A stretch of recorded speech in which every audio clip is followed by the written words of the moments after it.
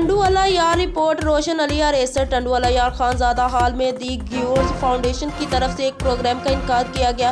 Programme میں ٹنڈوالہ یار کے صحافی، سیاسی و سماجی رہنما اور مرد و خواتین نے شرکت کی۔ پروگرام کی میزبانی گیورز فاؤنڈیشن کی چیئرپرسن مصر بیکا خانزادہ نے کی۔ اس موقع پر مصر بیکا خانزادہ نے میڈیا کے نمائندوں سے بات کرتے ہوئے کہا کہ ہم غریب خواتین، یتیم اور بیواؤں خواتین کی مدد کر رہے ہیں۔ یتیم، بیوہ، مستحق خواتین کو اپنے پاؤں پر کھڑا کرنے کے لیے ان کی ہر ممکن مدد کر رہے ہیں۔ غریب مستحقین خواتین کی مدد کرنے میں دلی سکون ملتا ہے۔